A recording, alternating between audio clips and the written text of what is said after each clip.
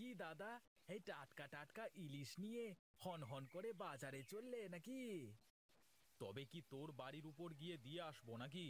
অবশ্য দিয়ে আসলেও তো এই মাছে টাকা দেওয়ার মতো ক্ষমতা তোর নেই। বামন কি আর হাত বাড়ালেই চাঁদের দেখা পায় দাদা? অত মাছ আমার লাগবেও না। এই সর সর দেখি, আমার দেরি হয়ে যাচ্ছে। সকাল সকাল বড় বড় অফিসাররা আসে মাছ কিনতে, আর ভালো দাম দেয় মাছের। সর সর সর না। মানুষের পকেট কেটে কিভাবে ফাঁক করতে হয় তোমরা জানো। আমারও তো শখ নেই তোমার থেকে মাছ কেনবার। যখন কেনবার হবে একেবারে বাইরের সমুদ্রে গিয়ে কম দামে নিয়ে আসবো।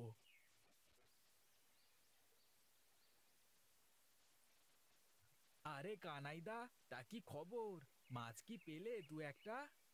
আরে না রে ভাই, সেই কখন থেকে জাল ফেলিই যাচ্ছি, একটা মাছও উঠলো না জালে। এইদিকে তুমি নদীর পানি সেচে একটা মাছও ধরতে পারছো না, আর ওদিকে সুনীলদা ঝুড়ি ভর্তি করে ইলিশ হাটে নিয়ে গেল। ও বড় ব্যবসায়ী মানুষ, তা তো করবেই। আসলে আমার কপালই খারাপ। দুজনে তো একসাথেই এই লাইনে ঢুকেছিলে, তুমি কোথায় আর সে কোথায়? পুঁজি ছাড়া কিছুই করা যায় না রে গণেশ। তবে মনে রাখিস, একদিন আমারও সব হবে। আমিও একটা বড় মাছের আড়ত দেব, আর তুই হবি আমার আড়তের ম্যানেজার।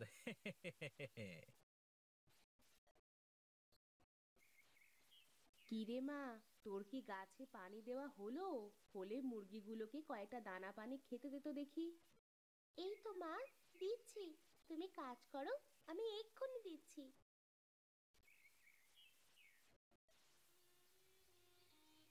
কি গো, আজও একটা মাছও পেলে না, তাই তো?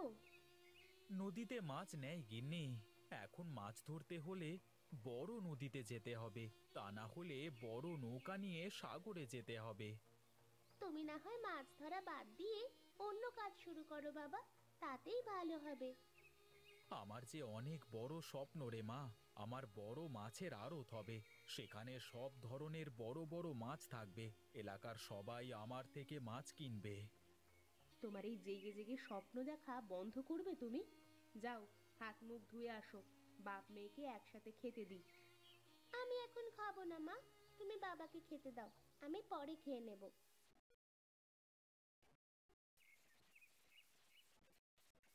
আরে কানাইদা, কোথায় চললে এখন? কোথায় আর যাব, ভাবলাম একটু মহাজনের সাথে দেখা করে আসি। তা মহাজনের কাছ থেকে কি ব্যবসা করবার জন্য টাকা পয়সা চাইতে যাচ্ছ নাকি? আরে না না, টাকা পয়সা কেন চাইতে যাবে?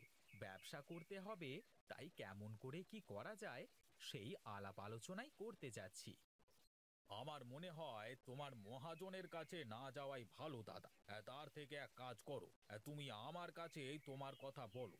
তাতে করে যদি দুজনে মিলে কিছু করা যায়। হ্যাঁ, এটা তুই ভালো কথা বলেছিস সুনীল। তাহলে এক কাজ কর, চল কোথাও গিয়ে বসে নিরিবিলি কথাগুলো বলি। কই রে ভজা, এই দোকানটা একটু দেখিস তো, আমি একটু ওদিকটা থেকে ঘুরে আসছি। হ্যাঁ, এবার বলো দেখি, মহাজনের সাথে কি শলা পরামর্শ করতে যাচ্ছিলে? এভাবে আর চলে না রে সুনীল। তেমন কোনো পুঁজি নেই বলে আমি ব্যবসাও শুরু করতে পারছি না। বিনা পুঁজিতে তো ব্যবসা শুরু করা মুশকিল দাদা। তবে আমি তোমাকে একটা সুযোগ দিতে পারি। বলি না কি সুযোগ? দেখ, আমি তো চাইলে অন্য কিছু করতেই পারি, কিন্তু আমার একটাই স্বপ্ন, আমার বড় মাছের আড়ত হবে, বড় ব্যবসা করব। সব কিছুই হবে দাদা, একটু ধৈর্য ধরে তুমি আমার সাথে থাকো। দেখো, দুই ভাই মিলে কি করি। কি করবি তাই তো বললি না রে? আরে এত মানুষের ভিড়ে বলা যাবে না।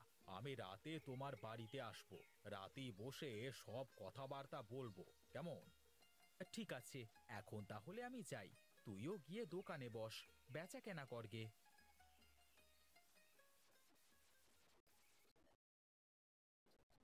কি গো, কিছু কি হলো? মহাজনের সাথে কথা বলেছো? মহাজনের সাথে কথা হয়নি, কিন্তু সুনীল বলেছে আমার সাথে নাকি কি সব কথা বলবে। ব্যবসার কথা বলবে নাকি অন্য কিছু? কি জানি, আগে আসুক। এখনই আসবে বোধহয়। আরে সুনীল যে, তুই এসেছিস? হ্যাঁ দাদা, আসলাম।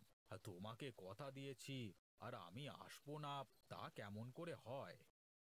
বেশ বেশ, বস ওখানে। এবার বল দেখি, কি বলতে চাস? দাদা, আমি বেশ কয়েকদিনের জন্য বাইরে যাব। একটা বড় জাহাজ কিনতে চাচ্ছি, যাতে সাগরে গিয়ে বড় বড় মাছ শিকার করতে পারি। এ তো খুবই ভালো কথা। এখন আমাকে কি করতে হবে তাই বল দেখি। দাদা, আমার ব্যবসাটা তুমি কিছুদিনের জন্য দেখে দাও। মনে করো, আমি তোমাকে আমার দোকানের মাছ সব ধারে দিয়ে যাচ্ছি।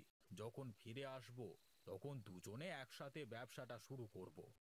তা তোর আসতে কতদিন লাগবে? জানি নে দাদা, তবে একটু সময় লাগবে। ঠিক আছে, তুই কোনো চিন্তা করিস নে, আমি এদিকটা সামলে নেব। এখন তাহলে আমি যাই দাদা। কাল সকাল থেকে তুমি তাহলে আমার দোকানে গিয়ে বসো, কেমন? ফিরে এসে আবার দেখা হবে।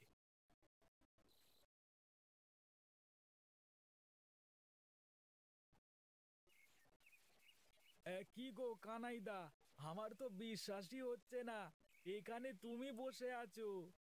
কেন বিশ্বাস হবে না কেন? কি জানবো রে, কি আজে বাজে বকছিস তুই? আমি আজে বাজে বকছি নে দাদা।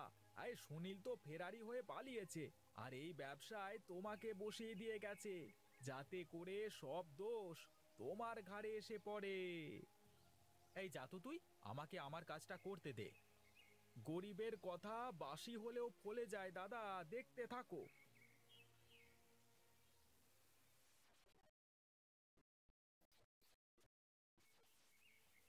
সুনীলটা কোথায় জানো নাকি? ও তো বাইরে একটু কাজে গেছে, বলেছে আসতে কয়েকদিন সময় লাগবে। মহাজন টাকা পায় ওর কাছ থেকে, অনেক টাকা।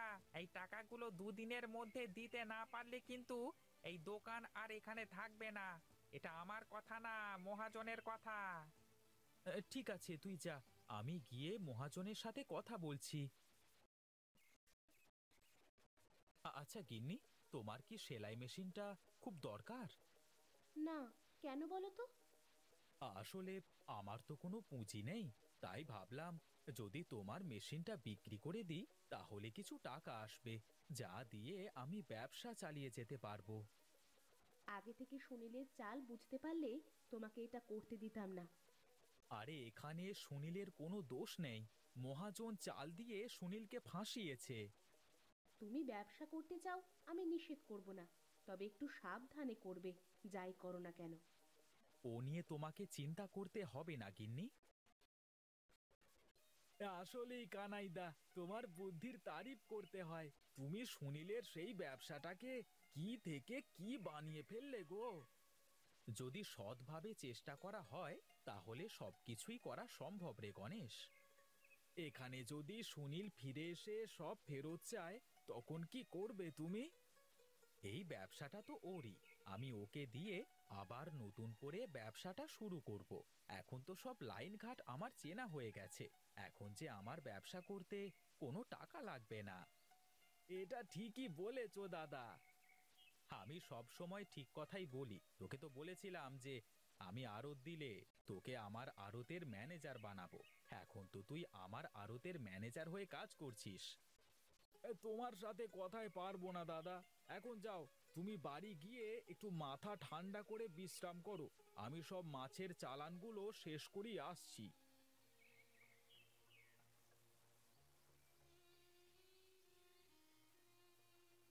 আপনাকে খুব চেনা চেনা মনে হচ্ছে, কোথায় যেন দেখেছি আপনাকে। দাদা, আমি সুনীল, আমাকে তো তোমার চেনা চেনা লাগবেই। কি সুনীল, তুই কোথায় ছিলি এতদিন? তোর এই অবস্থা হলো কি করে? দাদা, আমার সব কিছু শেষ হয়ে গেছে। ভেবেছিলাম মহাজন হয়তো দোকানটাও নিয়ে নিয়েছে, তাই আর এদিকে আসতে সাহস পাইনি। রাস্তায় রাস্তায় ঘুরেই বেড়াতাম শুধু। চল চল বাড়িতে চল, কাল থেকে একসাথে আড়তে বসতে হবে। কার আড়তে বসবো দাদা? আরে আমাদের আড়ত, আমি তোর ধার দেওয়া সেই মাছের ব্যবসা থেকে এখন বড় একটা আড়ত করে ফেলেছি। মহাজনের টাকা তার মুখের উপর ছুঁড়ে দিয়েছি। এখন আরো 10 জন লোক আমাদের আড়তে কাজ করে। আমার যে বিশ্বাসই হচ্ছে না দাদা, এসব কি করে হলো? চল চল এখন বাড়িতে চল, পরিষ্কার হয়ে খেয়ে দে, সব কথা হবে। তার আগে চুলদাড়িগুলো আগে কেটে ফেলতে হবে।